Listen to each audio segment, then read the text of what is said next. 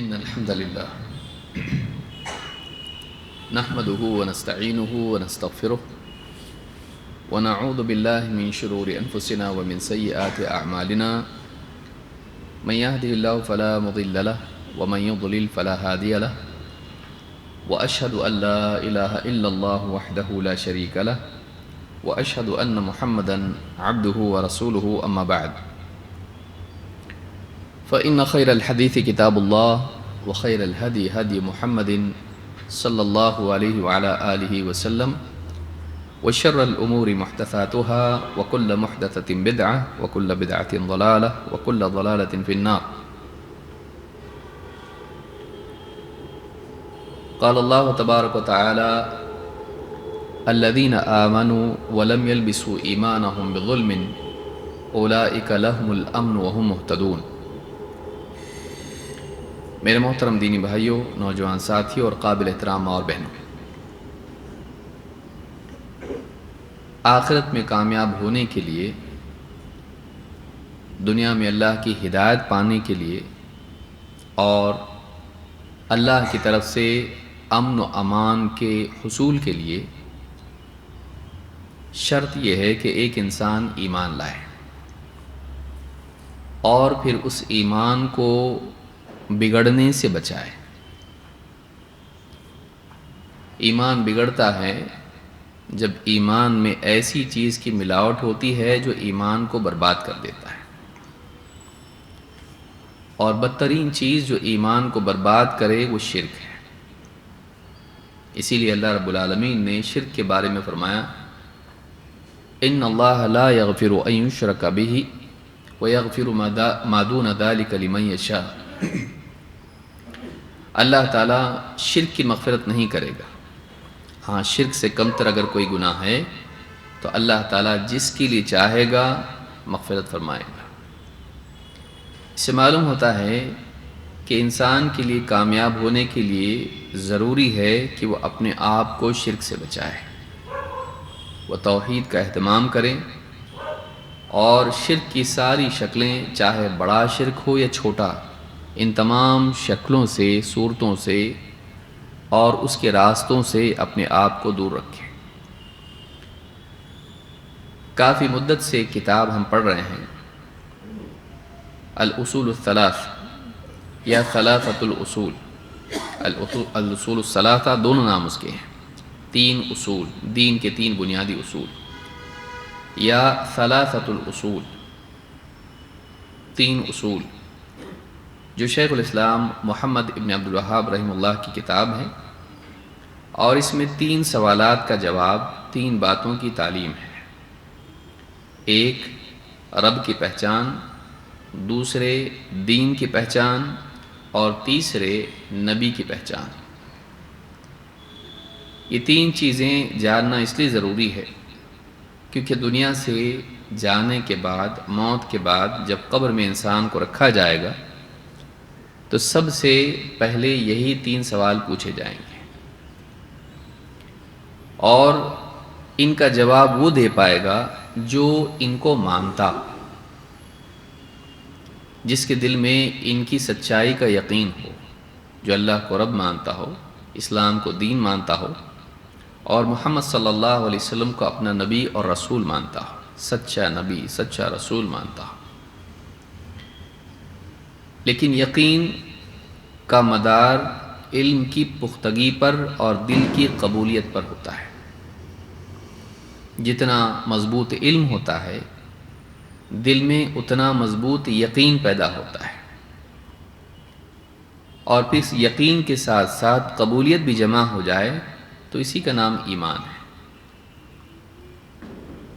بعض اوقات علم ہوتا ہے لیکن یقین نہیں ہوتا، اور بعض اوقات علم اور یقین کے ساتھ قبولیت نہیں ہوتی ہے۔ جیسے یہود، ان کے بارے میں اللہ نے فرمایا یعرفونہ کما یعرفون ابناءہم، یہ یہود نبی صلی اللہ علیہ وسلم کو ایسے پہچانتے ہیں جیسے اپنے بیٹوں کو پہچانتے ہیں۔ تو کوئی شک نہیں کہ یہ نبی ہے، یقین ہے، لیکن اور علم بھی ہے، کیونکہ تورات میں محمد رسول اللہ صلی اللہ علیہ وسلم کی بعثت، آپ کو مبعوث کیے جانے کے بارے میں نشانیاں موجود ہیں، آج بھی ہیں اور اس زمانے میں بھی تھی، اور وہ جانتے تھے، جانتے بھی تھے، یقین بھی تھا، لیکن قبول نہیں کرتے تھے، مانتے نہیں تھے۔ تو ماننا اصل ہے، صرف جاننا نہیں، صرف یقین بھی نہیں، صرف یقین بھی نہیں، کیونکہ بعض اوقات دلیل اتنی مضبوط ہوتی ہے کہ دل میں یقین پیدا ہوتا ہے لیکن انسان قبول نہیں کرتا ہے، کبھی سماج کی وجہ سے، کبھی دنیا کے مفاد کی وجہ سے، کبھی ضد کی وجہ سے۔ تو آدمی حق بات کے واضح ہونے کے بعد بھی قبول نہیں کرتا ہے۔ تو یہ جو مجالس ہماری ہیں، اس کا اصل مقصد یہ ہے کہ صحیح علم ہمارے پاس آئے، اور ایسے انداز میں وہ آئے، دلائل کے ساتھ آئے کہ دل میں یقین پیدا ہو، تاکہ قبول کرنا آسان ہو۔ قبولیت کا مرتبہ آخر میں ہوتا ہے، وہ انسان کی چوائس ہوتی ہے۔ دیکھیے بات سامنے آ گئی اور ایک دم دلیل کے ساتھ آ گئی، ایک دم واضح ہے، اب اس کے بعد ماننا ہے مان، نہیں ماننا ہے مت مان۔ تو یہ آخری مرحلہ ہوتا ہے قبولیت۔ کبھی کبھی قبولیت بغیر دلیل کے بھی ہوتا ہے، وہ بھی معتبر ہے، اس کے لیے وہ شرط نہیں ہے۔ جیسے انسان، اس سے کہا جائے کہ یہ حق ہے اور وہ مان لے، جیسے مسلمان گھر میں کوئی پیدا ہوا ہے، اسلام کو حق مانتا ہے، دلائل اس کو نہیں معلوم، تو کیا وہ معتبر نہیں مانا جائے گا کیونکہ دلیل اس کے پاس نہیں ہے؟ نہیں۔ اللہ کے نبی صلی اللہ علیہ وسلم خود فرماتے ہیں کہ بچہ فطرت پر پیدا ہوتا ہے، پھر ماں باپ اس کو یا تو یہودی یا نصرانی یا مجوسی بنا دیتے ہیں، لیکن آپ نے فرمایا فَإِن كَانَا مُسْلِمَيْنِ فَمُسْلِمٌ، اگر ماں باپ مسلم ہوں تو بچہ بھی مسلم ہوتا ہے، وہ مسلم مانا جائے گا۔ اگر فوت ہو جائے تو مسلمانوں کے قبرستان میں دفن کیا جائے گا، اس لیے کہ مسلمان شمار ہوگا۔ تو یہ اسلام ہے۔ تو ضروری نہیں کہ کوئی آدمی دلیل نہ جانتا ہو تو اس کا مطلب یہ ہے کہ اس کا یقین معتبر نہیں ہوگا، ضروری نہیں۔ بعض اوقات بغیر دلیل کے بھی انسان کو یقین ہوتا ہے اور قبولیت اس کے دل میں ہوتی ہے، تو وہ بھی معتبر ہے۔ بعض لوگوں نے ماضی میں، اب تفصیل میں ہم نہیں جائیں گے، انہوں نے کہا کہ معرفت ضروری ہے اور پھر دلائل اور نظر اور بحث اور پھر نتیجے پہ پہنچنا ضروری ہے، تبھی جا کے ایمان معتبر ہوگا۔ نہیں، ایک انسان کے سامنے کہا جائے بھئی اسلام لے آؤ، اور وہ اسلام لے آئے، قبول کر لیا اسلام کو، نہ بحث کی اللہ کے وجود میں، نہ پوری دلیلیں دیکھی، نہ کچھ اس طرح کی تحقیق کی، بس اس کو لگا اسلام قبول کرنا چاہیے، کر لیا، معتبر ہے۔ تو یہ معتزلہ کی طرح یہ ضروری نہیں کہ ہم بحث کریں اس کے بعد نتیجے پر پہنچیں، پہلے مانیں کہ اللہ نہیں ہے، پھر دلائل دیکھیں، پھر اللہ ہے، اور پھر اس کے بعد میں توحید ہے، اور پھر اس کے بعد اسلام پہ آئیں، ضروری نہیں ہے۔ اس لیے پہلی چیز جو مسلمان پر واجب ہے وہ کیا ہے؟ شہادتین، بلکہ ہر انسان پر واجب ہے۔ اسی سے اسلام میں آدمی داخل ہوتا ہے، اللہ کے سوا کوئی عبادت کے لائق نہیں، اور محمد صلی اللہ علیہ وسلم اللہ کے رسول ہیں، پیش کیا گیا، اس نے مان لیا، معتبر ہے۔ قبر میں یہی پوچھا جائے گا، یثبت اللہ الذین آمنوا بالقول الثابت فی الحیات الدنیا وفی الآخرہ، اللہ تعالیٰ جماتا ہے ایمان والوں کو ایک مضبوط بات پر، اس کے ذریعے دنیا میں بھی اور آخرت میں بھی، دنیا میں بھی اور آخرت میں بھی۔ تو یہ جو کلمہ ہے یہ کون سا ہے؟ لا الہ الا اللہ، اور اسی کے ساتھ ملحق محمد الرسول اللہ۔ تو یہ جو کلمہ ہمارا، جس کو شہادتین ہم کہتے ہیں، یہ اصل ہے دین میں، اور قبر میں بھی اس کے بارے میں پوچھا جائے گا، اور قبر میں پھر بندہ اس کی گواہی دے گا۔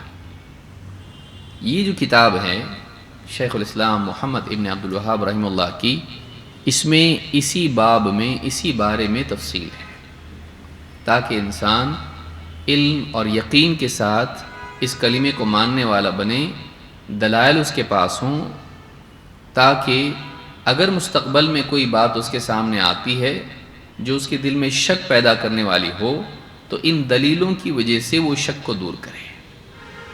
دلائل کی ضرورت کہاں پیش آتی ہے؟ جب ایسا ماحول بن جائے جس میں کنفیوژن ہو، شک ہو، تو شک کو، اس التباس کو دور کرنے کے لیے دلائل ہوتے ہیں، دلیل سے حق بات واضح ہو جاتی ہے۔ تو یہ جو کتاب ہے یہ بہت چھوٹی کتاب ہے، لیکن آپ سمجھ سکتے ہیں اس میں مواد کتنا زیادہ ہے۔ اس میں بڑے ہی اختصار کے ساتھ میں ساری باتیں، بہت ساری باتیں جمع کر دی گئی ہیں، اور واقعی یہ کتاب اس لائق ہے کہ ہم اپنے بچوں کو، بڑوں کو پہلے مرحلے میں اس کتاب کی تعلیم دیں۔ یہ ہمارا سلسلہ تو بہت طویل ہے، لیکن علماء کے مختصر خطابات اور مختصر کورسز بھی اس کے ہیں، تو کوئی آدمی ان کو تلاش کر کے اگر تھوڑے وقت میں ساری باتیں سمجھنا چاہے تو بھی سمجھ سکتا ہے۔ لیکن ہم چونکہ بہت تفصیل سے اس کو لے رہے ہیں، ہر ٹکڑے کو سمجھ رہے ہیں، تو یہ بات بعض اوقات بہت لمبی ہو جاتی ہے اور آدمی گنتی دیکھ کے گھبرا جاتا ہے، اس کے اتنے درس ہیں اتنی چھوٹی کتاب کے۔ تو اصل میں صرف اس کتاب کا اجمالی تعارف نہیں ہے اس میں، بلکہ اس میں جو باتیں تھوڑی باتیں آ رہی ہیں اس کو ہم تفصیل سے سمجھ رہے ہیں، اور ہر درس ایک مستقل اپنا حصہ رکھتا ہے جس میں کوئی نہ کوئی بات ہم سمجھتے ہیں۔ پچھلے درس میں ہم نے دیکھا تھا نبی صلی اللہ علیہ وسلم کی دعوت کو۔ فرماتے ہیں اخذ علی ھذا 10 سنین یدعو الی التوحید، اللہ کے نبی صلی اللہ علیہ وسلم 10 سال تک توحید کی دعوت دیتے رہے۔ کہاں؟ مکہ میں۔ پھر وبعد العشر عرج به الی السماء، اور 10 سالوں کے بعد، یعنی 10 نبوی 10 سالوں کے بعد آپ کو آسمان کی طرف اوپر لے جایا گیا۔ پھر کہتے ہیں وفرضت علیہ الصلوات الخمس، اور آپ پر 5 نمازیں فرض ہوئیں۔ وصلی فی مکہ 3 سنین، اور مکہ میں آپ نے 3 سال 5 نمازیں فرض ہونے کے بعد 3 سال نمازیں پڑھیں۔ تو کل کتنے سال ہوئے مکہ کے؟ 10، اور پھر معراج، اور اس کے بعد 3، تو 13 سال ہوئے۔ وبعدها امر بالہجرۃ الی المدینہ، اس کے بعد آپ کو مدینہ ہجرت کرنے کا حکم ہوا۔ اس کو ہم سمجھنے کی کوشش کریں گے۔ پچھلے درس میں ہم نے دیکھا کہ کس طرح سے آپ نے توحید کی دعوت دی، بازاروں میں جا کر، صفا پہاڑی پر، یا لوگوں کے خیموں میں جا کر، راستے میں ملنے والوں کو، اور اس طرح سے آپ جہاں بھی آپ کو موقع ملتا تھا، حرم میں جا کر، قریش کے مجلسوں پر جا کر، جہاں جہاں آپ کو موقع ملتا تھا، تنہا، فردن یا مجموعوں کو مخاطب کر کے آپ توحید کی دعوت دیتے تھے۔ اس کے بعد جب 10 سال تک آپ نے کام کیا تو بڑی مشقتیں آپ کو ہوئیں، اور اسی سال میں 10ویں سال میں، جیسا کہ ابن عساکر نے تاریخ دمشق میں بات کہی ہے، اللہ کے نبی صلی اللہ علیہ وسلم کے یعنی چچا ابو طالب کا انتقال ہو گیا، اور اس کے تقریباً 1 مہینہ اور 5 دن 35 دن بعد حضرت خدیجہ رضی اللہ تعالیٰ عنہ کا بھی انتقال ہوا۔ تو سوچئے کہ 2 بہت بڑے سپورٹ، ایک سماجی سطح پر سرداری کے اعتبار سے، اور دوسرا گھر کی سطح پر خانگی زندگی کے اعتبار سے، یہ 2 بہت ہی مضبوط سہارے دنیوی اعتبار سے، ظاہری اعتبار سے اللہ کے نبی صلی اللہ علیہ وسلم کے تھے۔ ابو طالب قریش مشرکین کی طرف سے آنے والی دشواریوں سے نبی صلی اللہ علیہ وسلم کے لیے ایک ڈھال بن کے کھڑے ہو جاتے تھے، اور ان کی رشتہ داری اللہ کے نبی صلی اللہ علیہ وسلم کے لیے ایک قوت تھی۔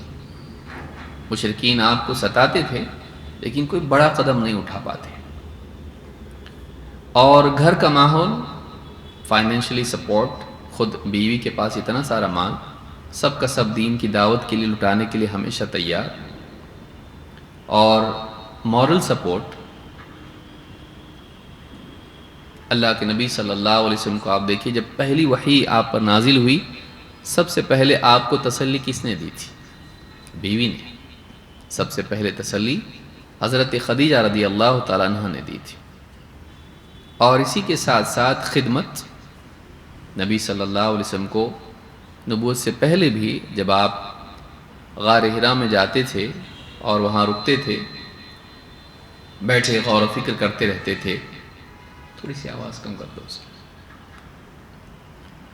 تو اس وقت میں آپ کے لیے توشہ وغیرہ کا انتظام کرنا، بلکہ خود چل کے آپ کے پاس جانا اور آپ کو کھانے پینے کا سامان اور ساری چیزیں دینا کون کرتا تھا؟ حضرت خدیجہ رضی اللہ تعالیٰ عنہ۔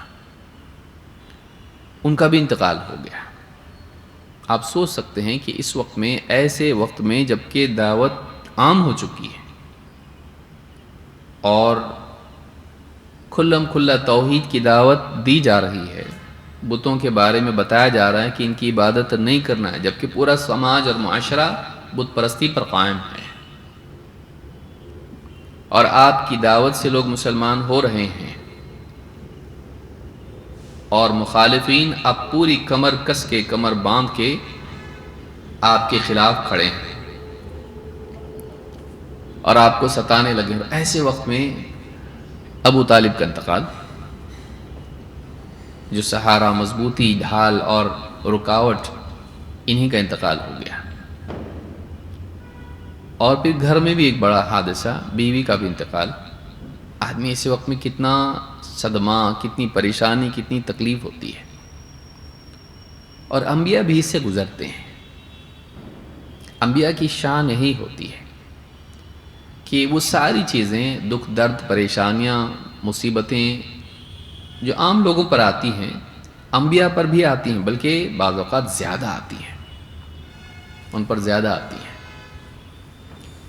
کیونکہ اگر یہ نہ ہو تو ایک عام آدمی کہے گا، اور خاص طور سے دین کی دعوت دینے والے، کہ وہ تو نبی تھے، ان کو تو کوئی تکلیف نہیں آئی، اللہ کی طرف سے کھانے پینے کا انتظام ہوتا تھا، سواریاں اللہ کی طرف سے تھیں، حفاظت فرشتے کرتے تھے، اور بس ان کو تو بتانا تھا، تو ان کے لیے تو کچھ مسئلہ نہیں تھا۔ ہمارے لیے مسئلہ ہے، ہم عام انسان ہیں، دین کی دعوت دیتے ہیں، پریشانیاں آتی ہیں، معاش کا مسئلہ پیچھے ہے، اور اسی طرح سے سماج کی مخالفت ہے، بیماری، پریشانی، اور یہ سب چیزیں لگی رہتی ہیں، بیوی بچے ہمارے ہیں، ہمارے لیے مشکل ہے۔ انبیاء اس سب سے گزرتے ہیں جن سے عام انسان گزرتے ہیں، سکھ دکھ ان کے بھی پیچھے ہوتا ہے، بیماری ان کے بھی پیچھے ہوتی ہے، اسی میں ان کا کمال ہوتا ہے، اور تبھی جا کے وہ عام لوگوں کے لیے اسوہ اور نمونہ بنتے ہیں،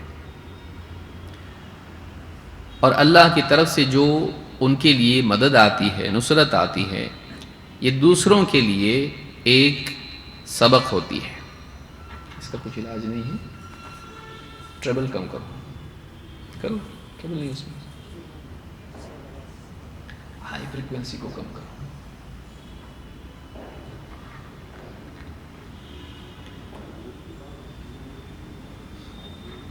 تو دوسروں کے لیے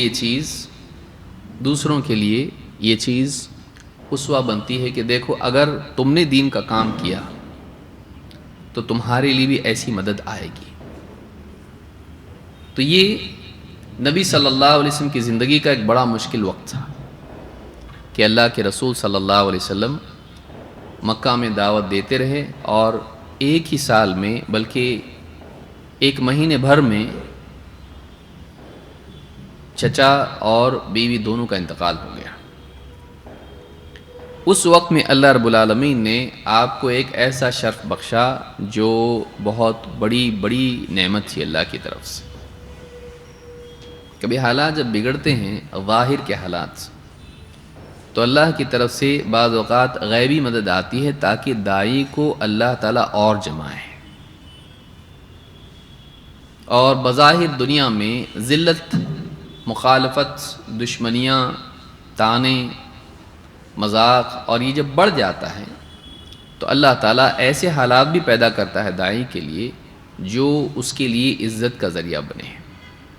یہ اس کی اندرونی مضبوطی کے لیے ہوتا ہے، یہ اس کی اندرونی طاقت بننے کے لیے کہ وہ مقصد پر اور جمع رہے. اللہ تعالیٰ کچھ نہ کچھ ایسا اس کے لیے کرتا ہے، اور انبیاء کے لیے خصوصاً اور محمد صلی اللہ علیہ وسلم کے لیے اللہ نے کیا کہ اللہ تعالیٰ نے زمین کے حالات جب تنگ ہو گئے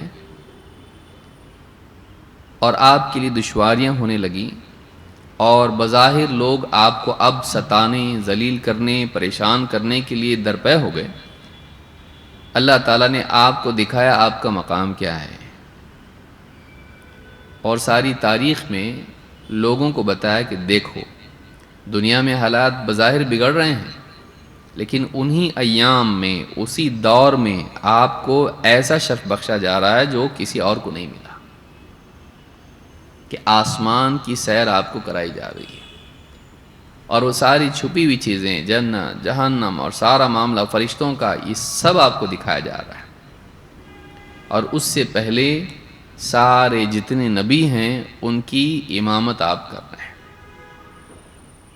اللہ تعالیٰ نے قرآن کریم میں فرمایا سبحان الذی اسری بعبدہ لیلا من المسجد الحرام الی المسجد الاقصی الذی بارکنا حولہ لنوریہ من آیاتنا انہ هو السمیع البصیر. یہ سورہ بنی اسرائیل کی یا سورۃ الاسراء اس کو کہتے ہیں، اس کی پہلی آیت ہے. اس کی پہلی آیت اللہ نے فرمایا پاک ہے وہ ذات، سبحان الذی اسری، اسرا رات کے کسی وقت میں سفر کرنے کو کہتے ہیں، اسرا. پاک ہے وہ ذات یعنی وہ اللہ جو راتوں رات لے گیا، کس کو؟ بعبدی، اپنے بندے کو. اس میں قربت اور محبت کا اظہار ہے، نام نہیں لیا، محمد صلی اللہ علیہ وسلم کو لے گیا.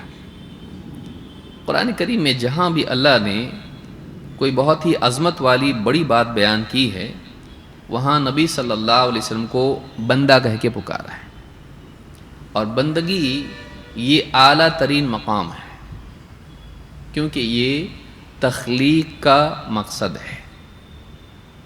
تو کسی کا بندہ قرار پانا اللہ کے نزدیک یہ اس کی عزت ہے، کیونکہ اللہ نے جس چیز کے لیے پیدا کیا اس میں وہ کامل ہے.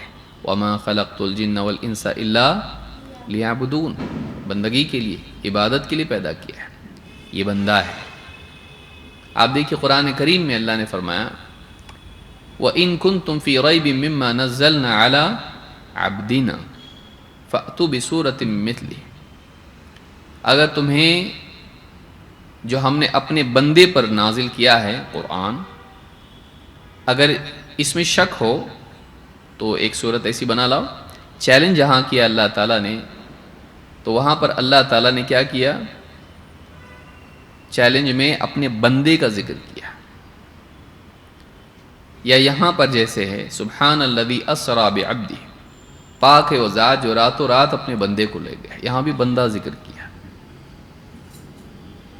تبارک الذی نزل الفرقان علی عبدہ، بڑی برکتوں والا ہے وہ اللہ جس نے اپنے بندے پر فرقان نازل کیا.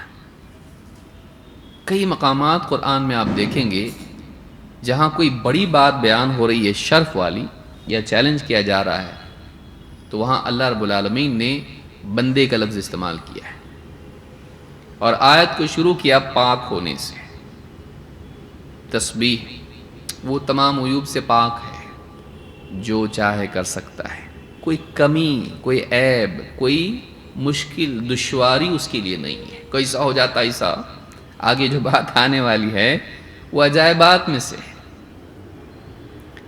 اور جب کوئی عجیب بات ہوتی ہے، ایسا ہو سکتا ہے کیا؟ سوال ہوتا ہے کیوں؟ کیونکہ نہیں ہو سکتا ہے کا امکان زیادہ ہے. اور نہیں ہو سکتا ہے کیوں؟ کیونکہ کمی ہے. اللہ کے ہاں کمی نہیں ہے، عیب نہیں ہے، اللہ کے ہاں دشواری نہیں ہے. کیسا لے جا سکتا ہے راتوں رات؟ لے جا سکتا ہے، کیونکہ وہ پاک ہے ہر عیب سے، کمی سے، کمزوری سے. اس کے لیے کوئی مشکل نہیں ہے. تو پاک ہے سے شروع کیا کلام کو. سبحان الذی اسری بعبدہ، پاک ہے وہ ذات جو، پاک ہے وہ اللہ جو اپنے بندے کو راتوں رات لے گیا. لیلن، لیلن میں نکرہ ہے، پوری رات بھی نہیں لگی. کیا کہا؟ لیلن، رات کے تھوڑے حصے میں لے گیا. کہاں سے؟ من المسجد الحرام الی المسجد الاقصی، مسجد حرام سے مسجد اقصی تک لے گیا.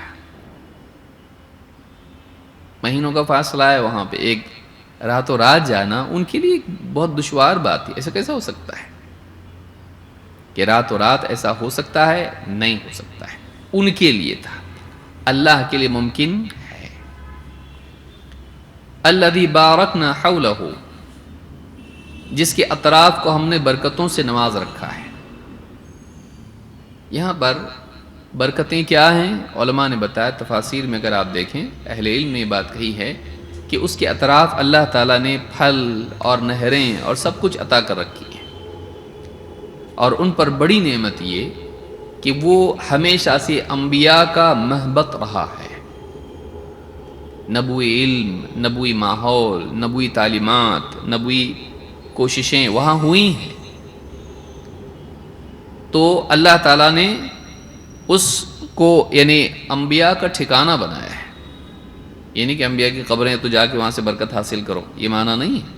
ہوتا تو نبی صلی اللہ علیہ وسلم ایسا کرتے، قبروں پہ جاتے نبی صلی اللہ علیہ وسلم انبیاء کی، اور صحابہ بھی کرتے. ایسا نہیں ہوتا ہے، ایسا نہیں ہوا کہ اللہ تعالیٰ نے وہاں اپنی وحی نازل کی، اتنے سارے نبی آئے، اتنی توحید کی دعوت ہوئی، ماحول وہاں تھا. یہ ساری برکتیں ہیں، اور اس کے نتیجے میں اللہ نے وہاں پر دنیوی اعتبار سے پھل اور وہاں پہ غذا اور نہریں سب کچھ عطا کر رکھی. الذی بارکنا حولہ لنریہ من آیاتنا، تاکہ ہم اپنے بندے کو اپنی کچھ نشانیاں دکھائیں، اپنے بندے کو کچھ نشانیاں اپنی دکھائیں. یہاں پر ایک اشارہ اہل علم نے اس سوال کے جواب میں کہ کیا معراج کی رات میں اللہ کے نبی صلی اللہ علیہ وسلم نے اللہ کو دیکھا یا نہیں دیکھا. ابن تیمیہ رحمۃ اللہ علیہ اور دوسرے علماء انہوں نے کہا آیت میں آپ دیکھیے بڑا شرف کیا ہوتا، اللہ کو دیکھنا یا نشانیاں دیکھنا. اگر اس رات میں اللہ کو دیکھا ہوتا تو یہاں زیادہ افضل بات یہ ہوتی کہ یہ کہا جائے تاکہ ہم اپنا دیدار اس کو کرائیں. تو اصل بات ہی آیت میں کیا ہوگی؟ غائب. تو معلوم ہوا کہ اس رات میں اللہ کو دیکھا کی کوئی دلیل نہیں ہے، بلکہ دیکھنے کی بات نشانیوں سے جڑی ہے. دیکھنے کی بات کس سے جوڑی گئی؟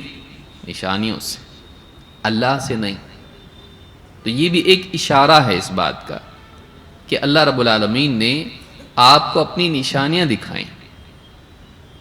اللہ کا دیدار اس رات میں نہیں ہوا، کوئی صاف صریح دلیل اس بارے میں نہیں ہے. اور اس میں کوئی مسئلہ نہیں ہے کوئی کہے کہ چلو یہ نہیں مانیں گے تو اسلامی ختم ہو گیا یا کچھ بہت بڑا مسئلہ ہو گیا. نہیں، موسیٰ علیہ السلام نے اللہ سے دیدار کی، طلب کی. اللہ نے کہا لن ترانی، تم مجھ کو نہیں دیکھ سکتے. تو کیا ہو گیا؟ نعوذ باللہ موسیٰ علیہ السلام کی شان میں کوئی کمی آ گئی اس سے؟ نہیں، کچھ چیزیں نہیں ہو سکتی ہیں، دنیا میں نہیں ہو سکتی، آخرت میں ہوں گی. آخرت میں سب سے پہلے اللہ تعالیٰ کا دیدار محمد رسول اللہ صلی اللہ علیہ وسلم کو ہوگا. جب ساری مخلوق پریشان ہوگی، انبیاء کے پاس لوگ جائیں گے، ان کے امتی جائیں گے اور کہیں گے سفارش کیجیے. تو آدم علیہ السلام، نوح علیہ السلام، ابراہیم علیہ السلام، موسیٰ علیہ السلام، ان سب کے پاس جائیں گے. سب ڈر رہے ہوں گے سفارش کرنے کے لیے. ہر ایک کو اپنی کوئی نہ کوئی بات یاد آ جائے گی. وہ یہ سمجھ رہا ہوگا کہ کہیں اس کی وجہ سے اللہ ناراض نہ ہو جائے، کیونکہ اس دن اللہ تعالیٰ بہت غصے میں ہوگا. وہ بدلے کا دن ہوگا. سارے ظالموں کی اس دن جو دنیا میں طاقت کی وجہ سے بچ گئے، وہ پکڑ کا دن ہوگا. علی الکافرین غیر یسیر، کافروں پر وہ دن ہلکا نہیں ہوگا، آسان نہیں ہوگا. تو اللہ تعالیٰ غصہ ان پر ہوگا کفار پر، مشرکین پر، جنہوں نے اللہ کے لیے اولادیں گھڑی، اللہ کے لیے شریک بنائے، پھر مخلوق پر بھی ظلم کیا، انبیاء کے ساتھ بدتمیزی کی، اللہ اس دن غصے میں ہوگا۔ جو نہیں پکڑے گئے اس دن پکڑ میں آنے والے ہیں، لیکن اس دن انبیاء ڈر رہے ہوں گے، کیونکہ جس کو ڈرنے کی عادت ہے، جس کی زندگی ہمیشہ خوف میں گزری ہو اللہ کے، ایسے دن وہ نہ ڈرے۔ اللہ کی طرف سے ان پر کوئی خوف نہیں ہوگا، ان کے لیے سزا کا معاملہ نہیں ہے، وہ تو اللہ کی رحمت کا معاملہ ہے۔ لیکن جس کو عادت ہی زندگی بھر اللہ سے ڈرنے کی ہے تو ڈرے گا ہی، کیونکہ اللہ غصے میں ہوگا اس وقت میں۔ تو اس وقت میں سارے نبی ڈر رہے ہوں گے۔ اس وقت میں اللہ کے نبی صلی اللہ علیہ وسلم جب سارے لوگ اخیر میں آپ کے پاس پہنچیں گے، عیسیٰ علیہ السلام بھی بھیجیں گے، جاؤ ان کے پاس، وہی تمہارا کام کریں گے، تو پھر اللہ کے نبی صلی اللہ علیہ وسلم جائیں گے اور اللہ کا دیدار آپ کو ہوگا اور آپ سجدے میں گر جائیں گے، اور جب تک اللہ چاہے گا آپ سجدے میں ہوں گے، اور پھر اس کے بعد میں اللہ کی طرف سے اعلان ہوگا، اے محمد سر اٹھائیے، مانگیے، کہیے سنا جائے گا، مانگیے عطا کیا جائے گا، سفارش کیجیے سفارش قبول کی جائے گی، اور پھر آپ سفارش کریں گے تو وہاں آپ کو دیدار ہوگا۔ پھر جنت میں تو جنتیوں کو ہوگا ہی ہوگا، لیکن معراج میں آپ کو اللہ تعالیٰ کا دیدار ہوا، اس کی کوئی صاف دلیل نہیں ہے۔ حضرت عائشہ رضی اللہ تعالیٰ عنہ کے سامنے کسی نے جب کہا، عروہ نے، جہاں تک مجھ کو یاد ہے، تو انہوں نے کہا کہ نہیں، جو یہ کہے کہ محمد صلی اللہ علیہ وسلم نے اللہ تعالیٰ کو دیکھا، اس نے اللہ پر جھوٹ گھڑا، اتنی یقین کے ساتھ انہوں نے انکار کیا۔ پھر پوچھا کہ اس آیت کا کیا پھر جو سورہ نجم میں ہے، تو کہا کہ نہیں، میں سب سے پہلی ہوں جس نے اللہ کے نبی صلی اللہ علیہ وسلم سے اس آیت کے بارے میں پوچھا، اور آپ نے فرمایا اس سے مراد وَلَقَدْ رَآهُ نَزْلَةً أُخْرَى جو آیت ہے، کہا اس سے مراد جبریل ہیں، اور 2 مرتبہ میں نے انہیں اپنی اصل شکل میں دیکھا۔ تو جو دیکھنے کا ذکر ہے وہ جبریل کا ہے، نہ کہ اللہ کا۔ تو اس رات میں یہ بھی ایک بہت بڑا شرف ہے نبی صلی اللہ علیہ وسلم کا، اور اس پہ بات ہونی چاہیے، کبھی انشاءاللہ مستقل اس پہ درس بھی ہوگا کہ معراج کی رات میں کیا کیا ہوا، ایک بڑا واقعہ ہے۔ تو اللہ نے فرمایا لِنُرِيَهُ مِنْ آیَاتِنَا إِنَّهُ هُوَ السَّمِيعُ الْبَصِيرُ، یقیناً اللہ تعالیٰ سننے والا دیکھنے والا ہے۔ اس میں تسلی بھی ہے اور خوف بھی ہے، خصوصاً نبی صلی اللہ علیہ وسلم کے لیے تسلی ہے، جو حالات آپ کے چل رہے ہیں اللہ اس کو دیکھ رہا ہے۔ مخالفت اپنے عروج پر ہے، اور آپ کے گھر میں حادثہ ہوا ہے، اور سماج میں آپ کے سپورٹ میں جو شخصیت تھی وہ بھی چلی گئی، تو داعی کو کبھی یہ نہیں سمجھنا چاہیے کہ میرے حالات میں ہی جانتا ہوں، تجھ سے زیادہ اللہ جانتا ہے، تجھ سے زیادہ اللہ جانتا ہے، اللہ سے وہ چھپا ہوا نہیں ہے۔ یہ چیز اس کے لیے تسلی کا بھی ذریعہ بنتی ہے، اور اس کے لیے اللہ سے اجر و ثواب کی امید کا ذریعہ بنتی ہے، اور یہ چیز اس کے لیے آئندہ مضبوطی کے ساتھ کام کرنے کا ذریعہ بنتی ہے کہ جو میری مدد کرنے والا ہے اس کو میرا حال معلوم ہے، اور کیا چاہیے، اس کو حال معلوم ہو جو حال جانتا ہے۔ یہ علم انسان کے لیے قوت کا ذریعہ بنتا ہے، میرے حال کا، میرے مسائل کا حل اس کے پاس ہے اور وہ جانتا ہے، تو یہ انسان کے لیے مزید قوت کا ذریعہ بنتا ہے۔ اور وہ سنتا ہے، جو آپ کو ستانے والے آپ کے بارے میں بولتے ہیں، تہمتیں لگاتے ہیں، اذیت کی باتیں کرتے ہیں، آپ کے پیچھے غیبتیں کرتے ہیں، آپ کے خلاف سازشیں کرتے ہیں، سب سنتا ہو، چھپا ہوا نہیں ہے، ان کی ساری پلاٹنگ پلاننگ سب اس کو معلوم ہے۔ اور جو آپ کو تکلیف دیتے ہیں وہ بھی سنتا ہے، وہ بھی سنتا ہے، اس کو معلوم ہے آپ کے بارے میں لوگ کیا کہہ رہے ہیں، آپ کو کیسے ستا رہے ہیں، اور آپ جو اللہ کی حمد و ثنا کر رہے ہو وہ بھی اللہ سنتا ہے۔ آپ جو اللہ کی توحید کی دعوت دے رہے ہو یہ بھی اللہ سنتا ہے، آپ جو اللہ کو پکار رہے ہو دعاؤں میں اپنی وہ بھی اللہ سنتا ہے۔ یہ جو کیفیت ہے یہاں پہ جو قرآن میں جو بتایا جاتا ہے اس کا ایک سیاق ہوتا ہے، اور وہ بات ادھر بہت مناسب ہوتی ہے۔ وہ سمیع ہے، وہ بصیر ہے، وہ سب سننے والا دیکھنے والا ہے۔ تو آپ کا کلام اور آپ کا حال، آپ کا مقال اور آپ کا حال اس پر چھپا ہوا نہیں ہے۔ وہ سنتا ہے آپ کے مقال کو اور دیکھتا ہے آپ کے حال کو، اس سے کچھ مخفی نہیں ہے۔ تو یہ مضبوطی کے لیے ہے اور دوسروں کے ڈر کے لیے ہے۔ تم جو کچھ کر رہے ہو اللہ دیکھ رہا ہے، اور جو تم اس نبی سے کہہ رہے ہو یا پیچھے اس کے کہہ رہے ہو یا سازشیں کر رہے ہو اللہ اس کو سن رہا ہے۔ یہ مت سمجھنا کہ وہ نہیں سنتا ہے۔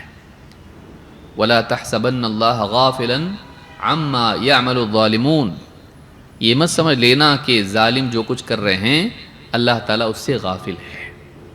وہ ان کی حرکات کو دیکھتا ہے اور ان کی باتوں کو، ان کے مقالات کو سنتا ہے۔ تو اس موقع پر جب کہ اللہ کے نبی صلی اللہ علیہ وسلم بڑی تکلیف کی حالت میں تھے، اس وقت میں اللہ رب العالمین نے آپ کو معراج کا سفر کرایا، اور اس کے دو حصے ہیں۔ اس کے دو حصے ہیں، کبھی انشاءاللہ اس کو ہم تفصیل سے دیکھیں۔ سالوں پہلے ایک درس اس پر ہوا تھا، انشاءاللہ پھر سے کبھی اس کو ہم اور مزید اس میں دلائل اور جو باتیں ہیں اس میں جمع کر کے انشاءاللہ اس کو بھی ہم دیکھیں گے۔ ضروری نہیں یہاں دیکھیں گے، کہیں نہ کہیں دیکھیں گے انشاءاللہ، اس پہ خطاب ہوگا۔ تو اس میں دو حصے ہیں، ایک اسراء اور دوسرے معراج۔ اسراء اس سفر کو کہتے ہیں جو زمین والا ہے، معراج اس کو کہتے ہیں جو آسمان والا ہے۔ اسراء رات و رات، اسی لیے یہاں کیا کہا گیا؟ اسرا بعبدہ لیلا من المسجد الحرام الی المسجد الاقصی۔ یہ زمینی سفر ہے، اس کو اسراء کہتے ہیں۔ اور پھر آپ مکہ سے لے کے بیت المقدس تک گئے، مسجد اقصی میں آپ نے سارے نبیوں کو نماز پڑھائی۔ فصلیت بالنبیین والمرسلین اماما، ابن جریر الطبری نے اس کو ذکر کیا ہے کہ میں نے سارے نبیوں کو اور رسولوں کو امام بن کر نماز پڑھائی۔ تو یہ اس بات کی علامت تھی کہ یہ امام ہیں اور سارے نبیوں کے سردار ہیں، امام بننے لائق یہی ہے، نبیوں کی امامت کرنے والا۔ تو آپ کو یہاں نہیں مان رہے لوگ، مکہ میں آپ کا انکار کر رہے ہیں، نبی ماننے سے بھی انکار کر دیا، اور آپ کے خلاف جس کے منہ میں جو بات آئے بول رہا ہے۔ یہاں یہ حالات ہیں۔ اللہ تعالیٰ نے آپ کے لیے بتایا آپ کی اصل حیثیت کیا ہے، آپ کو معلوم ہے، دیکھیے۔ اور آپ کو سارے نبیوں کو جمع کیا اللہ نے، اور ان نبیوں کو آپ نے نماز پڑھائی۔ آپ امام و نبیوں کے، وہ نہیں مان رہے ہیں۔ انبیاء میں آپ کا یہ مقام ہے، اللہ کے ہاں آپ کا یہ مقام ہے۔ آپ کی نبوت کا وہاں انکار کیا جا رہا ہے، آپ کے خلاف باتیں بنائی جا رہی ہیں، آپ کو ستایا جا رہا ہے۔ تو اس سے دل چھوٹا نہ کریں۔ آپ کی اصل حیثیت، آپ کا اصل مقام یہ ہے۔ تو اللہ نے آپ کو اس وقت میں، جو کہ بڑا مشکل وقت تھا، اس کو ہم نہیں سمجھ سکتے، جو گزرتا ہے وہی جانتا ہے، انبیاء کو معلوم ہوتا ہے وہ کتنی تکلیف ہوتی ہے اس میں۔ تو اس وقت میں اللہ نے یہ آپ کے ساتھ معاملہ کیا۔ پھر اتنا ہی نہیں، زمین پر سب کی امامت کرنے کے بعد اللہ کے رسول صلی اللہ علیہ وسلم کو آسمان کی سیر کرائی گئی۔ سارے فرشتوں کا سردار آپ کو ریسیو کرنے کے لیے آیا، ساتھ میں لے جانے کے لیے، اور آسمان سے شاہی سواری بھیجی گئی، براق۔ وہ گھوڑا اور خچر کی قسم کا ایک الگ ہی جانور تھا۔ اس کی رفتار ایسی تھی کہ جہاں اس کی نظر پہنچتی تھی وہاں اس کا قدم ہوتا تھا۔ ہے ایسی گاڑی ہمارے پاس، سوچئے ایسی سواری اللہ تعالیٰ نے دی ہے۔ اب سائنس کے دور میں لوگ تعجب کرتے ہیں، لیکن الٹا سائنس کے دور میں تعجب نہیں کرنا چاہیے۔ رچرڈ ڈاکنس اور ایسے جو بھی لوگ ہیں پیدل، تو بعض اوقات یہ لوگ اس طرح کی چیزوں کا مذاق اڑاتے ہیں۔ دیکھو ایسا مانتے تم لوگ، تمہارے نبی سواری پر گئے، گھوڑے پر اڑنے والا گھوڑا تھا، اس کے اوپر گئے، کیوں نہیں جا سکتے؟ کیا عجیب کیا ہے اس میں؟ ڈرون اڑ سکتا ہے، راکٹ اڑ سکتا ہے، ہوائی جہاز اڑ سکتا ہے، گھوڑا کیوں نہیں اڑ سکتا؟ نہیں اڑا دیکھے بول کے، آپ نے نہیں دیکھا تو ٹھیک ہے، نہیں ہو سکتا۔ آج سے 100 سال پہلے، 200 سال پہلے اگر کسی سے کہا جاتا کہ چڑیا لوہے کی چڑیا ہے اور اس کے اندر اس کے پیٹ میں 300 لوگ بیٹھتے ہیں اور وہ ایک ملک سے دوسرے ملک میں سمندر کے اوپر سے جا کے اترتی وہ چڑیا، مانتے لوگ اس کو؟ لوہے کی چڑیا ہے وہ، اس میں کھانے ملتا، پینے ملتا، اس میں ہاں اس میں سو بھی جائے آدمی تو کچھ نہیں ہوتا، اور آسمان میں وہ چڑیا سفر کر کے جاتی۔ تو کیا چڑیا اور کیا گھوڑا، کیا فرق ہے؟ اللہ جو چاہے وہ ہو سکتا ہے، اللہ جو چاہے وہ ہو سکتا ہے۔ تو بعض اوقات انسان اتنا غلام ہو جاتا سائنس کا کہ سائنٹیفک میتھڈ بھی بھول جاتا کہ جو چیز آپ کے اطراف کی زندگی میں ممکن ہے اس سے یہ الگ کیا ہے۔ جو نہیں دیکھا کبھی ایسا اڑتے ہوئے وہ سمجھ میں آتا ہے، وہ نہیں مان رہا۔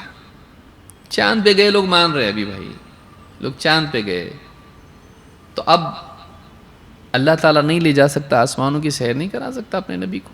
کیوں نہیں؟ ایسا ممکن ہے کیا؟ اللہ کے لیے کیوں نہیں ممکن ہے؟ ممکن ہے، اور آنے والا دور اب بتائے گا کیا کیا ممکن ہو سکتا ہے۔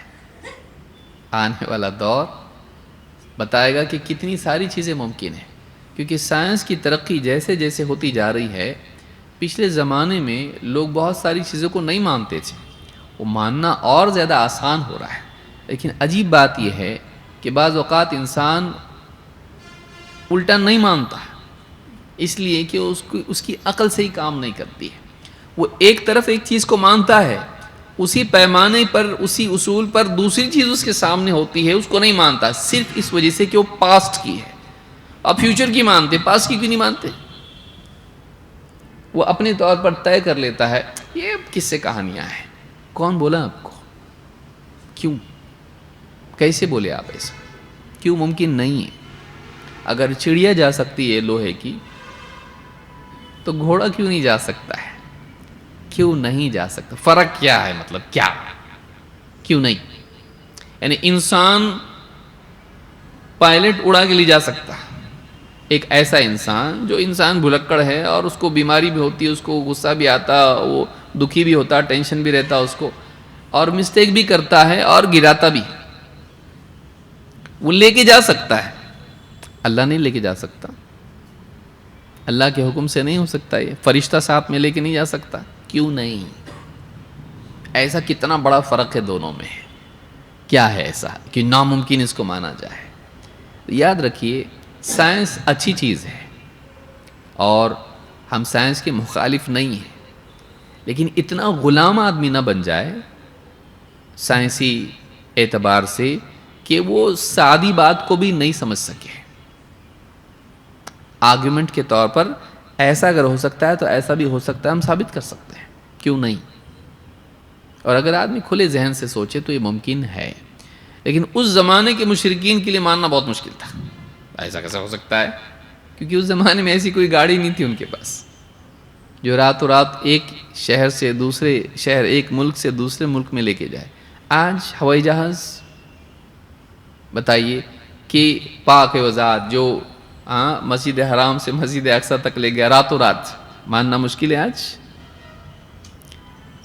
کہ ایک انسان یہاں بیٹھا اور 4.5 گھنٹے میں سعودی عرب پہنچ گیا، انڈیا سے جا رہا ہو اور وہاں سے انڈیا آ رہا، اس سے قریب مسجد اقصی ہے۔ آج ماننا آسان ہو گیا انسان، اس زمانے میں مشکل تھا، اس زمانے میں مشکل تھا۔ تو اللہ رب العالمین نے یہ سفر کروایا. مشرکین اگلے دن فوراً تیار ہو گئے، چلو کام مل گیا اپنے کو، مذاق اڑانے کا، انکار کرنے کا. ادھر جا رہے ہیں، اس سے مل رہے ہیں، دیکھو دیکھو، ہاں بولتے تھے نا ہم لوگ پاگل ہیں، ایسی باتیں کر رہا ہے. نعوذ باللہ. راتوں رات جا سکتے کیا ایسا؟ تم گئے تھے نا، کتنے سفر کیے نا تم نے، یہ بول رہے ہیں راتوں رات گئے. کتنے دن لگے تم کو؟ مہینہ لگا، 2 مہینے لگے. یہ دیکھو بول رہے رات میں جا کے واپس صبح تک آ گئے. مذاق اڑانا شروع کیا، کیونکہ اس زمانے میں یہ ممکن نہیں تھا. آج کوئی بڑی بات نہیں ہے. آج کوئی بڑی بات نہیں. آدمی 2 گھنٹے میں کتنا بڑا سفر ہوائی جہاز سے طے کر سکتا ہے. گھومتے پھرتے ٹہلتے ٹہلتے کس کے پاس گئے وہ لوگ؟ ابو بکر صدیق رضی اللہ تعالیٰ کے پاس. کہا کوئی آدمی ایسا کہے کہ راتوں رات سفر کیا اس نے تو صحیح ہے؟ ہو سکتا ہے ایسا؟ نہیں ہو سکتا ایسا. نارمل انفارمیشن کے حساب سے ایسا نہیں ہو سکتا ہے. کہا دیکھو تمہارے ساتھ یہ ایسا بول رہے ہیں. اچھا وہ بول رہے ہیں کیا؟ اگر وہ بول رہے تو ہو سکتا ہے. اگر وہ بول رہے ہیں، محمد صلی اللہ علیہ وسلم اگر یہ دعویٰ کر رہے ہیں، پھر ہو سکتا ہے. ایسا کیسا ہو سکتا ہے؟ ہاں. کہا کہ اس سے بھی زیادہ عجیب بات یہ ہے کہ ایک دن میں کئی بار جبریل آتے جاتے ہیں آسمان سے. یہ تو زمین پہ یہاں سے وہاں گئے، ایک مرتبہ گئے، روزانہ کئی بار جبریل آ رہے ہیں، تو ایک بار یہ چلے گئے تو کیا عجیب ہے؟ یقین ایسا ہونا چاہیے کہ اپنے تجربات کو بنیاد بنانے کی بجائے نبی کی خبر کو آدمی تسلیم کر لے. بولے نہ ہے، ہم کو نہیں سمجھ میں آ رہا لیکن ہے ایسا. ہمارا نبی جھوٹ نہیں بولتا. ہمارا نبی جھوٹ نہیں بولتا ہے. تو یہ اگلے دن ہوا. اس دن رات میں کیا ہوا؟ معراج میں آپ اسراء مسجد اقصیٰ گئے، نماز پڑھائی، وہاں سے آسمان پہلا دوسرا تیسرا آسمانوں پر گیا. انبیاء سے ملاقات وہاں بھی ہوئی. یہاں سے نماز پڑھنے کے بعد انبیاء جو ہے اللہ تعالیٰ، انبیاء کی وفات ہو چکی ہے، روحوں کا معاملہ ہم نہیں سمجھ سکتے. وَيَسْأَلُونَكَ عَنِ الرُّوحِ قُلِ الرُّوحُ مِنْ أَمْرِ رَبِّي وَمَا أُوتِيتُم مِّنَ الْعِلْمِ إِلَّا قَلِيلًا. اے نبی، لوگ آپ سے روحوں کے بارے میں پوچھتے ہیں، روح کے بارے میں، تو آپ کہیے کہ روح میرے رب کے حکم سے ہے. رب کا حکم نہیں، رب کے حکم سے ہے. حکم دیا، پیدا ہو گئی. وَمَا أُوتِيتُم مِّنَ الْعِلْمِ إِلَّا قَلِيلًا. اور تم کو بہت تھوڑا علم دیا گیا ہے. روح کے بارے میں تم سب سمجھ سکتے نہیں. باقی بات تو چھوڑیے، ابھی کدھر ہے روح؟ آدمی کی روح آدمی کہاں بتا سکتا ہے؟ ڈاکٹر بتا سکتے کیا ہو گیا؟ مر گیا. کیا کم ہوا اس میں؟ وزن، کرنٹ، کیا کم ہوا اس کا؟ کچھ تو نکلا ہے اس میں سے. اب نہ بات کر رہا ہے نہ کچھ کر سکتا ہے. روح نہیں جانتے ہم کیا ہے. ہم کو بتایا نہیں گیا ہے، جتنا بتایا گیا بس اتنا ہی ہم جانتے ہیں. تو آج نہیں سمجھ سکتا آدمی. تو انبیاء کو اللہ نے جمع کیا، پھر آسمانوں میں بھی ملاقات ہوئی آپ کی، اس آسمان پر، اس آسمان پر. اور وہ جو ملاقات تھی وہ نماز پڑھانے والی جو معاملہ تھا، پرسنلی ہر ایک سے نہیں ملے تھے. بس سارا مجمع تھا، آپ گئے، پہنچے، نماز پڑھائی، اور اس کے بعد آگے کا سفر شروع. پھر انڈیویجولی انبیاء سے ملاقات ہوئی. تو بعض لوگوں کو شبہ ہوتا کہ یہاں بھی وہاں بھی، کیسا مطلب؟ تو یہاں سب سے ایک ساتھ ملاقات ہوئی، پرسنلی نہیں ہوئی. اوپر جانے کے بعد میں پھر ایک نبی کا تعارف آپ کو کرایا گیا. فلاں آسمان پہ یہ، فلاں آسمان پہ وہ، فلاں آسمان پہ وہ. اور اسی رات میں آپ نے جنت جہنم کو دیکھا. جنت میں آپ گئے. لیکن لوگ بولتے جنت میں کیسا گئے؟ جنت میں رہنے کے لیے نہیں گئے، بس جا کے آئے. وہ قیامت کا دن ہوگا، رہنے کے لیے جائیں گے. دونوں میں فرق ہوتا ہے. روایات کو، دلائل کو جمع کرنے کی تھوڑی نہ تھوڑی صلاحیت ہونا چاہیے. علماء کو پڑھنا چاہیے. ایسا کیسا ہو سکتا ہے جنت میں تو قیامت کے دن جائیں گے، تو پہلے کیسا گئے؟ تو کیا عجیب بات ہے. رہنے کے لیے تھوڑی نہ گئے، دیکھنے کے لیے گئے تھے. تو وہ جو خبر ہے کہ قیامت کے دن جائیں گے، وہ جنت میں رہنے کے لیے جائیں گے. ہم فیہا خالدون. لیکن آج اس سے پہلے جو جا کے آئے ہیں وہ بس دکھایا گیا آپ کو. لِنُرِيَهُ مِنْ آیاتنا، تاکہ اپنی نشانیاں آپ کو دکھائیں. تو یہ واقعہ ہوا اس سال، اور اس میں بہت ساری اور عجائبات آپ نے دیکھے، بہت سارے عذاب آپ نے دیکھے، بہت ساری باتیں آپ کو دکھائی گئیں۔ ان میں بہت بڑا واقعہ یہ ہوا کہ آپ کو اسی رات میں 5 وقت کی نماز عطا کی گئی، 5 وقت کی نماز فرض کی گئی۔ کب؟ معراج کی رات میں۔ اسی لیے فرماتے ہیں شیخ الاسلام وَفُرِضَتْ عَلَيْهِ الصَّلَوَاتُ الْخَمْسِ، 5 وقت کی نماز آپ پر، 5 نمازیں آپ پر فرض کی گئیں۔ تو نمازیں کتنی ہیں فرض؟ 5، فجر، ظہر، عصر، مغرب اور عشاء۔ انس بن مالک رضی اللہ تعالیٰ کہتے ہیں فرضت علی النبی صلی اللہ علیہ وسلم لیلۃ اسری بہ الصلوات 50، جس رات اللہ کے نبی صلی اللہ علیہ وسلم کو اسراء کرائی گئی، اس رات میں آپ پر 50 نمازیں فرض ہوئیں۔ کتنی؟ 50۔ ثم نقصت حتی جعلت 5، پھر کم کم کم ہوتے ہوتے کہاں پر رک گئیں؟ 5 پر۔ اللہ کے نبی صلی اللہ علیہ وسلم اس رات میں جب 50 نمازیں فرض ہوئیں تو واپس لوٹے، راستے میں حضرت موسیٰ ملے، تو موسیٰ علیہ السلام نے کہا آپ کی امت 50 نہیں پڑھ پائے گی، مجھے تجربہ ہے اپنی امت کا۔ تو امتیں کیسی ہوتی ہیں؟ تو میں امت کو، ایک امت کو دیکھ چکا ہوں، آپ کی امت نہیں پڑھ پائے گی 50۔ اور موسیٰ علیہ السلام کا ایکسپیرینس آج کے حالات دیکھتے ہوئے، ان کی بات، تجربہ ان کا بالکل پکا تھا، کیونکہ آپ کے پاس تو وہی سب ماننے والے تھے جو فرض نہیں تہجد بھی پڑھتے تھے، ایسے لوگ جو آپ کے حکم پر چلنے والے صحابہ۔ ابھی تو دیکھے نہیں نا ان لوگوں کو، لیکن موسیٰ علیہ السلام دیکھ چکے تھے، ایسا کرو بولے تو کیوں کرنا، ایسی قوم تھی ان کے پاس، نہیں کر پائیں گے۔ تو آپ پھر اللہ کے پاس گزارش کی، پھر کام 50 سے کم کم کم کم ہوتے ہوتے آخر میں 5 پر بات رک گئی۔ پھر موسیٰ علیہ السلام نے کہا 5 بھی نہیں ہونے والا ان لوگوں سے، اب بالکل صحیح بولے تھے۔ لیکن نبی صلی اللہ علیہ وسلم نے کہا کہ اب مجھے حیا آتی ہے اللہ سے، اس سے بھی کم کرنے کو کیا آتی ہے؟ شرم آتی ہے۔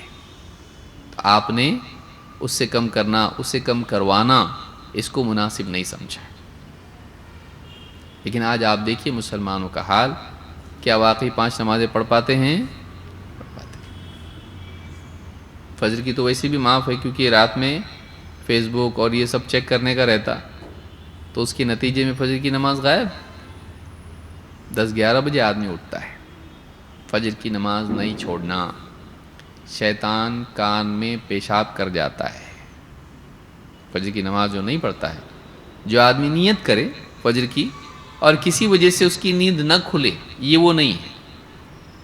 دوسرا وہ ہے جو لاپرواہی سے سو جائے اور اٹھنے کا کوئی ارادہ اس کا نہ ہو، اٹھا نہیں اٹھا دیکھیں گے، نہیں، شیطان کان میں پیشاب کر کے جاتا اس کی، اب پورا دن اس کا خراب گزرتا ہے۔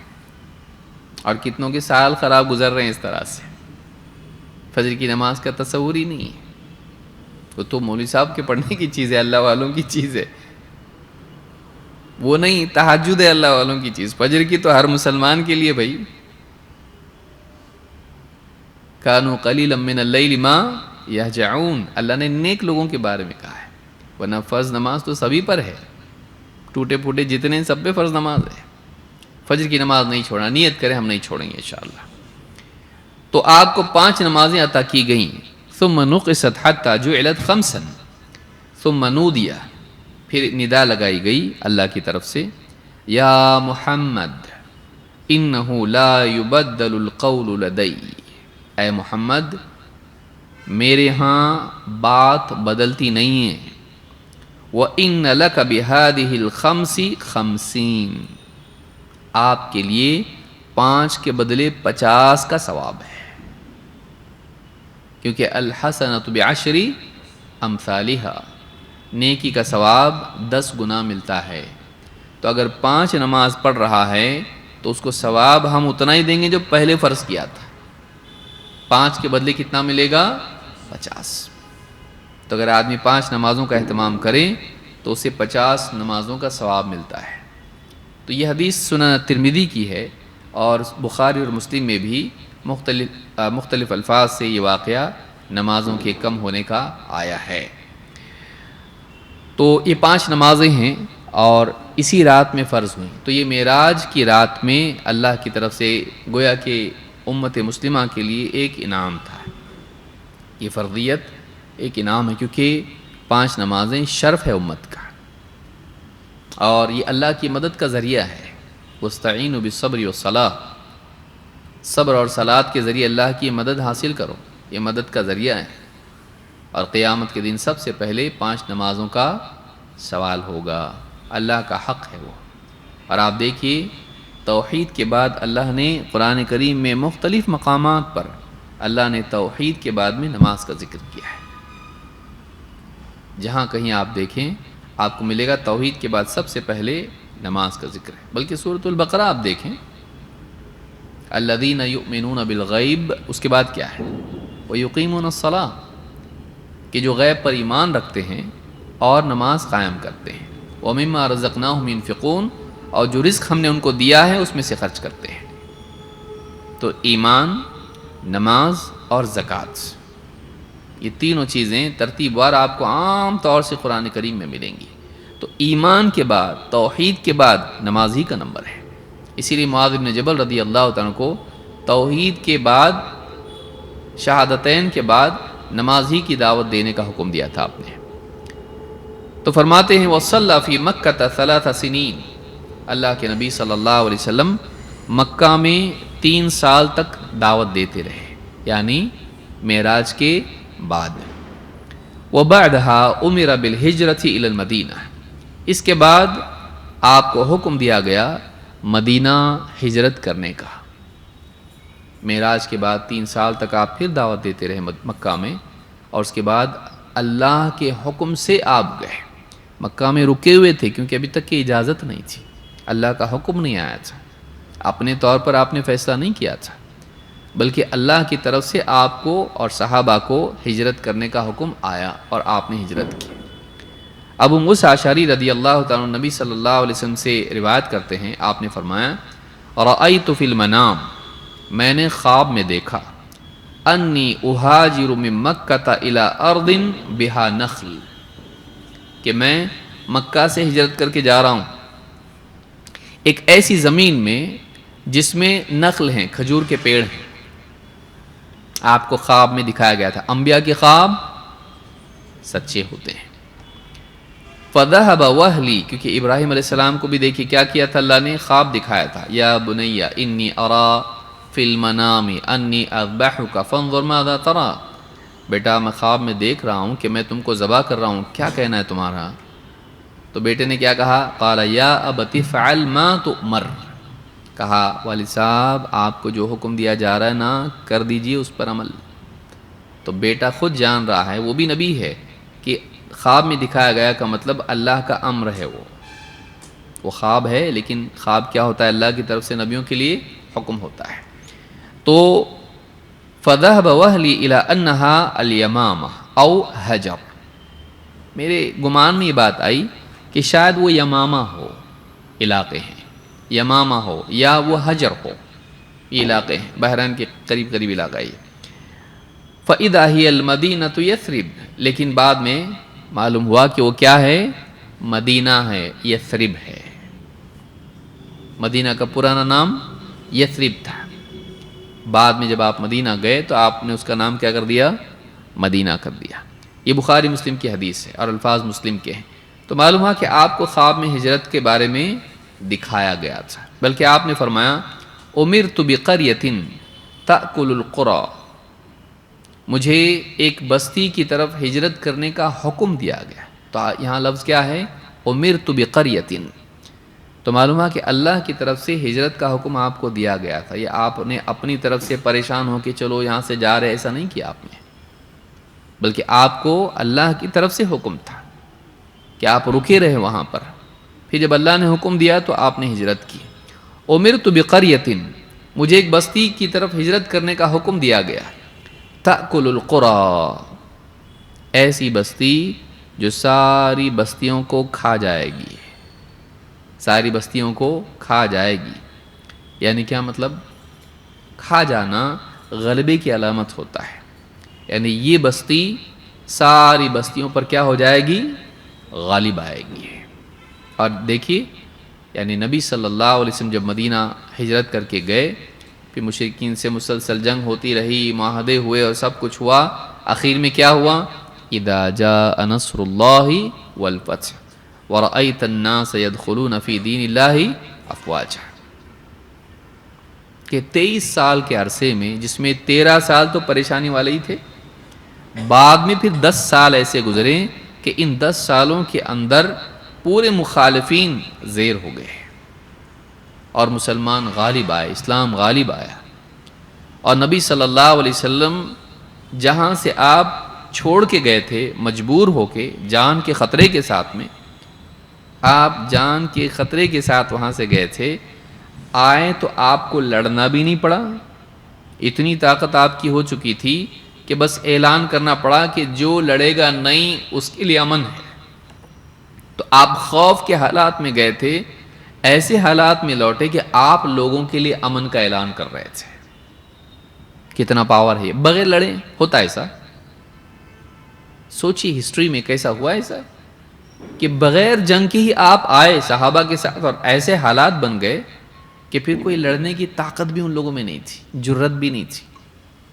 ایسا غلبہ آپ کا ہوا کہ اس شہر میں آ کے آپ کو جنگ بھی نہیں کرنی پڑی، واپس آئے آپ اور غالب ہوئے۔ تو یہ اللہ تعالیٰ نے آپ کو اپنی زندگی میں دکھایا۔ یہ پوری تاریخ نبی صلی اللہ علیہ وسلم کی یہ خود عجوبہ ہے، اپنی ذات میں ہے۔ تاریخ میں آپ دیکھیں ایسا نہیں ہوتا ہے، ایسا بھیانک علاقہ، ایسے لوگ، جاہلیت ایک دم عروج پر اپنی، کہ کوئی حکومت آس پاس والے کرنے کو بھی پسند نہیں کرتے تھے ان کے اوپر، بہت الگ ہے بھائی، یہ اپنے بس کی چیز نہیں ہے۔ قبیلوں میں بٹے ہوئے، زناکاری عام، بچیوں کا دفن، اپنی اولاد کو دفن کرنے والے، ایسا معاشرہ، قتل، قبائلی عصبیت، جہالت، الٹریسی، نہ کتاب، نہ کاپی، نہ پین، بس تلواریں بات کرنے کے لیے، ڈیسائیڈ کرنے کے لیے تلواریں۔ ایسے ماحول میں پھر جہاں کوئی اسباب بھی نہیں حیات کے، کھجور کھاؤ، اونٹنی کا دودھ پیو اور کام پہ لگو، گوبر کے مطلب مٹی کے گھر بنے ہوئے وہاں پہ، کیا ہے ان کے پاس؟ مٹی کے گھر بنے ہوئے، کچھ بھی نہیں، اس اتنے کم وسائل کے ساتھ۔ اور ایسے لوگ جو ماضی میں ایسے رہ چکے، ان کو آپ نے کیسا بنایا اور پھر مدینہ کیسا بسایا، اور کتنے سال لگے اس کے لیے؟ 23۔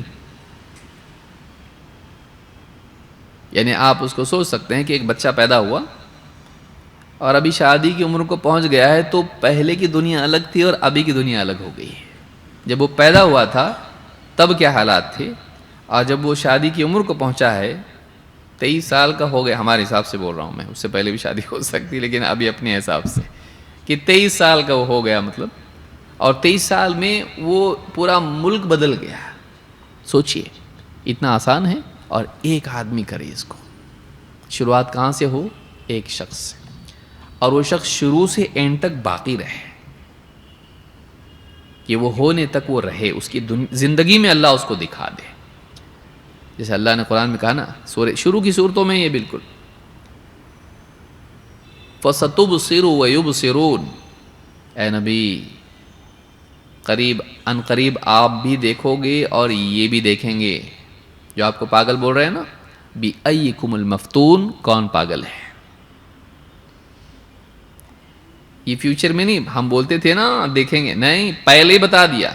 فیوچر کسی کو معلوم نہیں ہوتا ہے کیا ہوگا، بڑی بڑی باتیں آدمی کرتا ہے، الیکشن میں آپ دیکھیے، ہم ہی آئیں گے جائیں گے، معلوم نہیں رہتا لوگوں کو، وہ بھرم میں بولتے ہیں بہت کچھ،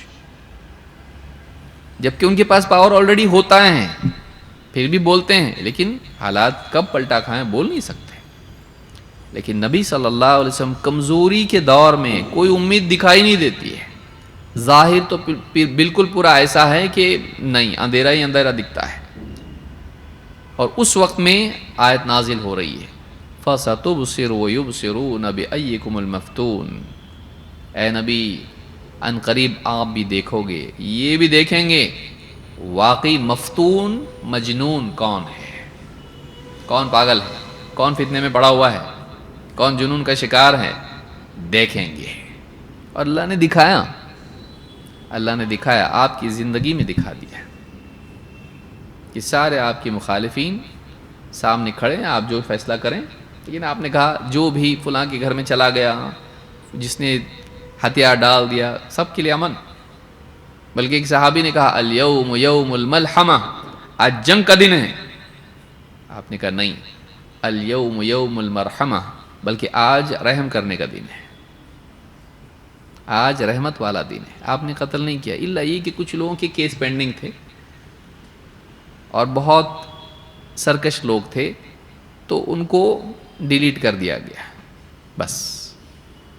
ورنہ عام طور سے آپ نے امن و امان کا، گنتی کے لوگ تھے وہ بالکل، جن کے پچھلے معاملات باقی تھے اور سیریس آپ کا نہیں، دوسروں کے معاملات باقی تھے اور وہ شر تھے بس. اس کے علاوہ سب کے لیے عام طور سے امن و امان کا وعدہ کیا گیا. ورنہ آپ دیکھیں گے کہ کسی بھی ملک میں جب کوئی غالب آتا ہے تو کیا کرتا ہو. آپ جنگوں کے حالات دیکھیے، موجودہ دور میں دیکھیے، ماضی کا کیوں، ماضی میں تو اور بھی بھیانک ہوتا تھا. آج کے دور میں آپ دیکھیے جب بھی کوئی غالب آتا ہے تو کیا کرتا ہے اپنے مخالفین کے ساتھ میں، یا تو جیلوں میں ڈال دیتا ہے، بلکہ مار بھی ڈالتا ہے، کوئی پوچھنے والا بھی نہیں ہوتا ہے. آپ نے نہیں کیا ایسا، جبکہ انہوں نے اتنا آپ کے ساتھ میں، صحابہ کے ساتھ میں بدسلوکی کی تھی، لیکن آپ نے چھوڑ دیا سب کو. تو یہ بہت بڑی بات ہے. تو آپ نے فرمایا امرت بقریۃ تأکل القری یقولون یثرب، مجھے ایسے بستی کی طرف ہجرت کا حکم دیا گیا ہے کہ جو ساری بستیوں کو کھا جائے گی، یعنی غالب آ جائے گی. یقولون یثرب، بولنے والے اس کو یثرب کے نام سے پکارتے ہیں، وہی المدینہ، لیکن ہے وہ مدینہ. یعنی آپ کو مدینہ نام پسند تھا. علماء نے کہا کہ یقولون یثرب میں یہ منافقین کی طرف اشارہ ہے، اس کو یثربی بولتے ہیں، ہمارا یثربی ہے. قرآن میں بھی اللہ نے وہ ذکر کیا، لیکن پرانا نام ہے وہ. یثرب کا لفظ آیا ہے سورہ الاحزاب میں آیا ہے، تو اس کا نام بدل کے کیا کر دیا گیا، مدینہ. اور وہ قیامت تک کے لیے کیا ہے، المدینہ. تو یہ بخاری اور مسلم کی حدیث ہے.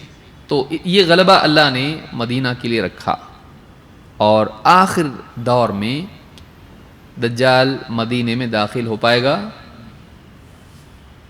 بلکہ اس دور میں مدینہ کے سارے جتنے دروازے انٹری کے، شہر میں انٹری کے دروازے جتنے ہوں گے ان پر دجال رہے گا. یہ ان پہ فرشتے رہیں گے دجال سے حفاظت کے لیے. وہ کوشش کرے گا آنے کی، نہیں آنے دیں گے اس کو.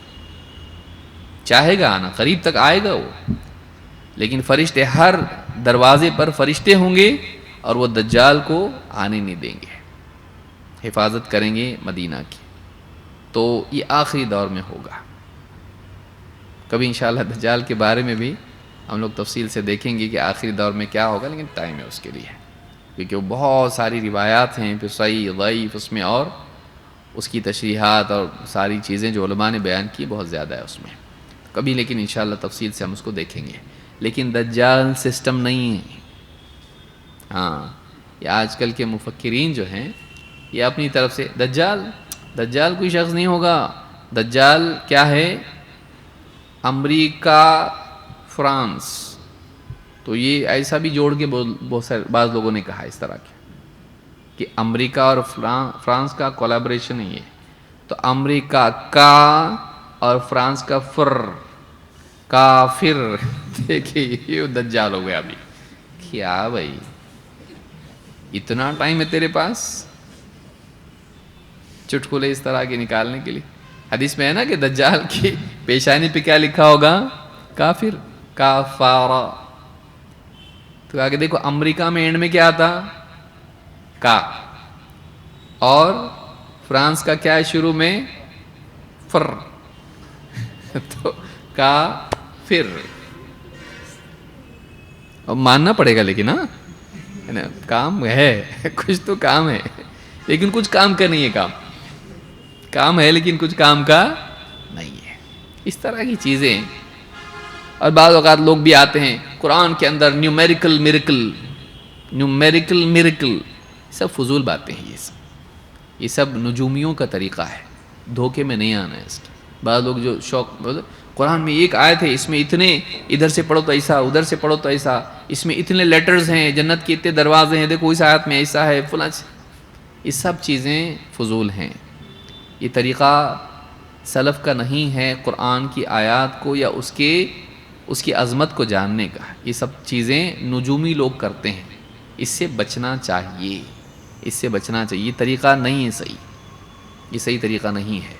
تو اس طرح کی کچھ بھی میجیکل باتیں کوئی لے کر آئے تو اس سے دور رہنا چاہیے، ایسی چیزوں کو دلیل نہیں بنانا چاہیے، کل کو معلوم پڑتا ہے غلط ہے، پوری عمارت ڈھسل جاتی ہے، نہیں۔ جو ہمارے اسلاف، قرآن کی اصل عظمت اس کی باتوں میں ہے، اس کی تعلیمات میں، اس کے حقائق میں ہے، اس کی تعلیمات کی تنفیذ کے نتائج میں ہے، اس کی انسانی نفسیات پر، شخصیت پر اثرات میں ہے، اس کی مستقبل کی خبروں میں ہے۔ تو یہ ساری چیزیں ہیں، یہ نہیں کہ اتنے لیٹر ہے اور یہ فلاں چیز ہے، اس کا ٹوٹل مارے تو اتنا ہوتا، فلاں چیز جہنم اتنی بار نام آیا ہے اور جہنم میں ایسا ہی ہے، فلاں چیز، یہ سب باتیں جو ہے یہ طریقہ سلف کا نہیں، اس سے بچنا چاہیے۔ تو یہ ضمناً چونکہ باتیں آ گئی اس لیے بتا رہا ہوں، تو قیامت کے قریب بھی مدینہ محفوظ رہے گا دجال سے، اور فرشتے تلوار لے کر اس کے دروازوں پر کھڑے ہوں گے، دجال نہیں جا سکے گا۔ تو آپ کو ایسی بستی کی طرف ہجرت کرنے کا حکم دیا گیا جو ساری بستیوں کو کھا جائے گی۔ لوگ اس کو یثرب کہتے ہیں، لیکن وہ مدینہ ہے۔ یہ بخاری مسلم کی حدیث ہے، جس سے مدینہ کی فضیلت معلوم ہوتی ہے، اور اللہ رب العالمین نے مدینہ کو بھی مکہ کی طرح برکتوں سے نوازا ہے۔ ابراہیم علیہ السلام نے مکہ کے لیے دعا کی، اور نبی صلی اللہ علیہ وسلم نے کہا کہ اللہ میں مدینہ کے لیے دعا کرتا ہوں کہ اس کو کئی گنا اور برکت دے تو اللہ نے مدینہ کو بھی برکت سے نوازا ہے۔ اور آخر دور میں حق حجاز کی طرف لوٹ آئے گا، جیسے مدینہ کی طرف لوٹ آئے گا، جیسے سانپ اپنے بل کی طرف لوٹ آتا ہے، سانپ واپس آتا کدھر؟ بل میں۔ تو مدینہ سے دین پوری دنیا میں گیا اور پھر واپس وہیں سمٹ کر آ جائے گا، تو حجاز میں ہوگا آخر زمانے میں دین، تو یہ بھی یاد رکھیں۔ تو اس کے لیے قرآن و سنت کا علم حاصل کرنا ضروری ہے، اور آخر دور کے بارے میں جو باتیں آئی ہیں حدیث میں ان کو بھی جاننا ضروری ہے، اور اسی کے ساتھ ساتھ نبی صلی اللہ علیہ وسلم کی سیرت، آپ کی تاریخ کو جاننا بھی ضروری ہے، تاکہ ہم صحیح طور پر دین کی بہت ساری باتوں کو سمجھ سکیں، اور قرآنی آیات کو سمجھنے میں بھی اس کا بڑا دخل ہوتا ہے کہ کون سی آیت کس موقع پر نازل ہوئی، اس کا سیاق سمجھنے سے اس آیت کے معنی سمجھنے میں اور مدد ملتی ہے، وہ شرط نہیں ہے۔ یعنی قل هو اللہ احد ہم کو معلوم نہ ہو کہ کب نازل ہوئی یہ صورت تو اس کا مطلب نہیں سمجھ میں آئے گا، ایسا نہیں ہے، لیکن اور آسانی ہوتی ہے، اور زیادہ معنی اس کے نکھر کے سامنے آ جاتے ہیں جب ہم اس کا سیاق دیکھتے ہیں، جس کو علماء شان نزول کہتے ہیں۔ ظاہر بات ہے کہ شان نزول کا تعلق سیرت اور تاریخ سے ہے، یہ کب ہوا، کیا ہوا تھا تو یہ آیت نازل ہوئی، تو اس سے اور بات واضح ہو کر سامنے آتی ہے۔ تو یہ نبی صلی اللہ علیہ وسلم کے بارے میں ہم نے بات دیکھی، جو اس کا آخری حصہ کتاب کا ہے، یعنی ختم نہیں ہوئی، اس کا آخری حصے میں ہے کہ نبی صلی اللہ علیہ وسلم کے بارے میں جاننا، من ربک، ما دینک، من نبیک۔ تو من نبیک کا حصہ ہمارا چل رہا ہے، پھر انشاءاللہ جیسے یہ ختم ہوگی تو ہم آگے کوئی اور کتاب شروع کریں گے انشاءاللہ۔ اللہ تعالی ہم سب کے بیٹھنے کو قبول فرمائیں اور دین کا علم حاصل کرنے کی توفیق عطا فرمائیں۔ اقول ھذا واستغفر اللہ لی ولکم۔